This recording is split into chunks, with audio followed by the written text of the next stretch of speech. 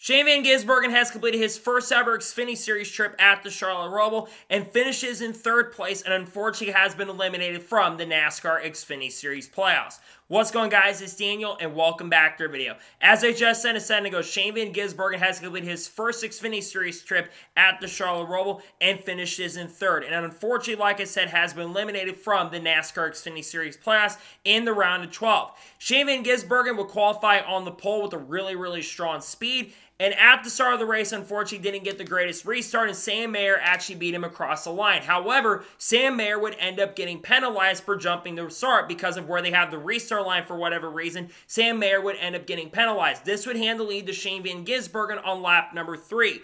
Unfortunately, SVG got passed by AJ Allmendinger around lap 4 or 5, and AJ Allmendinger started pulling away quite a bit.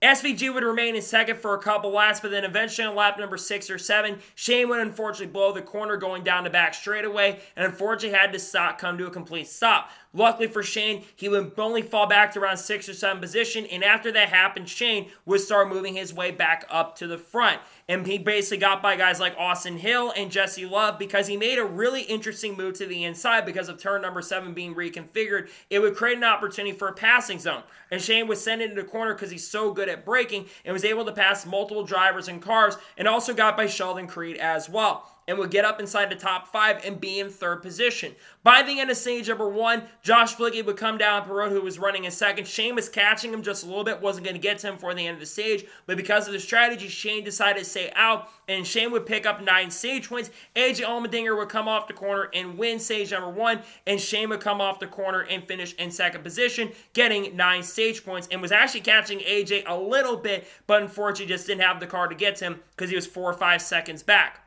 Then during the pit stops, Shane would unfortunately lose a ton of positions on pit road. Came in second, came out of pit road around 5 or 6, and would restart around 22nd or 23rd position. However, Shane would be super aggressive on the restarts and would be one of the most aggressives. He just didn't really care. He just sent it into the corner, was making huge dive bombs going into turn number 6 and 7, and was starting to pass a ton of cars. On each restart in every lap, he got 2 cars on 1 lap. Then the next lap, he got 2 cars. And by the time he had the caution, he moved from about 22nd to 23rd up to about 14th or 15th position. There was a caution for debris about halfway through stage number 2. Shane would restart around 14th or 15th, and Shane would get the run to make it once again, and would once again send it up and had some contact with Sheldon Creed on the restart, but was able to continue going and continue to move his way up to the front and move inside of the top 10. He continued making that aggressive move and started moving his way forward.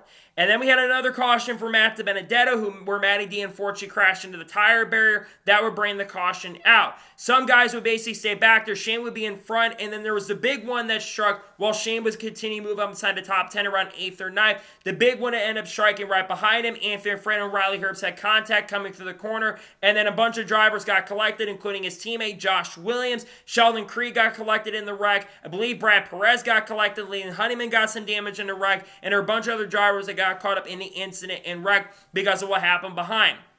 During the caution, Shane and most leaders would end up staying out, and they continue to move their way forward. And by the end of stage number 2, you had some issues, unfortunately, for a couple guys. Shane would get up inside the top 10, and there would be a caution on the white flag at stage number 2 because NASCAR, for whatever reason, took a long time to throw the caution for Sheldon Creed, and Shane would come off the corner and finish inside the top 7, in stage number 2, getting another 4 stage points. We get to the final run. Shane would come down pit road during the pit stops and would restart around 15th, and he started moving his way up to the front once again because they had to come down pit road earlier, and he was starting to move his way toward the front. Restart actually inside of the top 5 and would continue to stay inside of the top 5 as the run progressed and went on. Eventually, those cars started actually getting a little bit better on the longer run and started charging his way up to the front and was running down guys like AJ Allmendinger. Early in the run, Chandler Swift was catching him, but once the car came in a little bit, Shane was actually starting to catch AJ Allmendinger and got around AJ for second place with around 15 laps to go. However, everything would change when Thomas Annunziata lost his brakes going into turn number 1 and hit the inside tire barrier. Now, at this point, he's probably thinking, are we going to stay out or come down pit road? I'm thinking they should come down pit road because fresh tires mean a lot. Well, for whatever reason, Kevin Walter decided to leave SVG out on the racetrack while 20 or 25 cars came down pit road.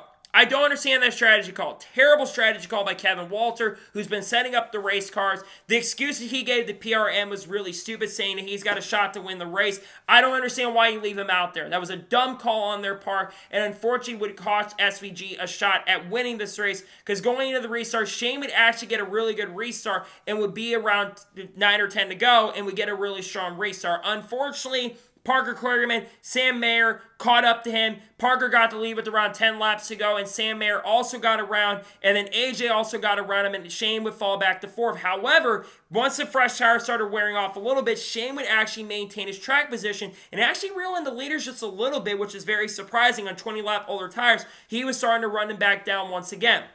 They were battling up front for the race lead. Parker Kligerman was battling hard with Sam Mayer. Sam actually got the run on Parker in the final corners and the stretches, and he did everything to get by him, but unfortunately could not get by him at the end of the race.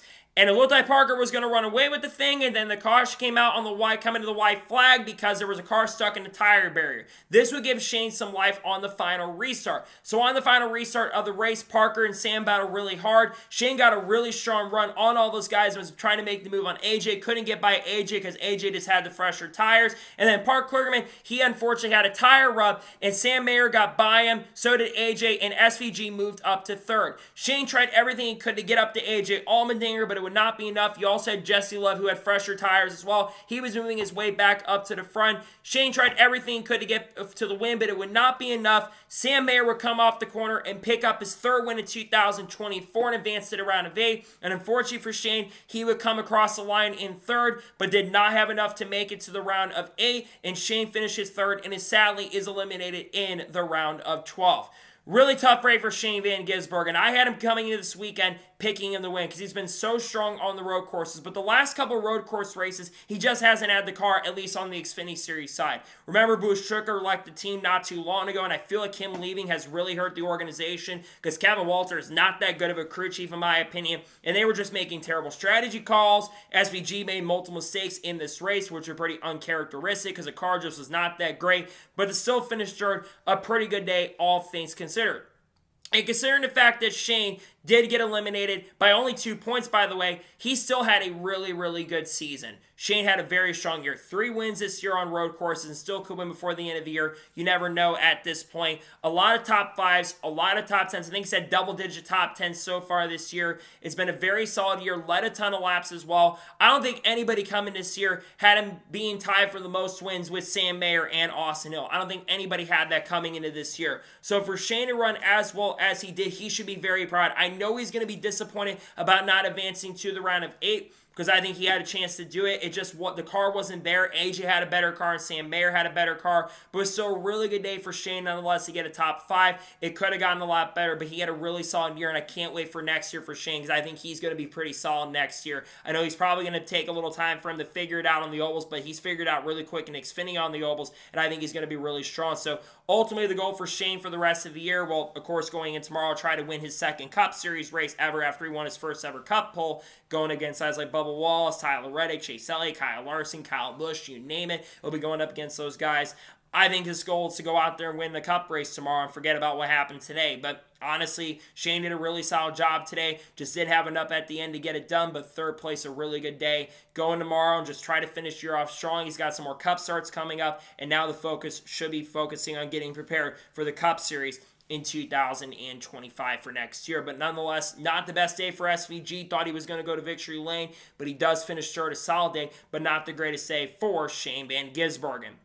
So that is going to be it for the Shane Van Gisbergen report. I want to thank you guys for watching. Please subscribe to the channel. Notifications on so if I win a video, it does go live on my channel. Follow me on Twitter, Facebook, and Instagram, and support on Patreon as well. Let's description below that and comment your thoughts below on today's episode. How do you think Shane Van Gisbergen did today at the Charlotte ROVAL? Let me know your thoughts in the comments below. Tomorrow on the channel, you'll see the starting lineup video for the NASCAR Cup Series race for the Bank of America World 400. You also will see the NASCAR Cup review for the Charlotte ROVAL and SVG video potentially, and you also will see on Monday a NASCAR news video discussing news over the course of the last couple of days. Trust me, we got some interesting things to talk about, maybe Carl Edwards as well. We might also be talking about some other stuff like Haley Deegan or talking about officiating like we saw in the Xfinity Series race earlier tonight. You'll see that on the channel most likely. So anyways, like I said, I want to thank you guys for watching today. today's episode, and I'll see you guys next time for more great, awesome NASCAR content and other motorsports content on the channel like this. Take care, everybody.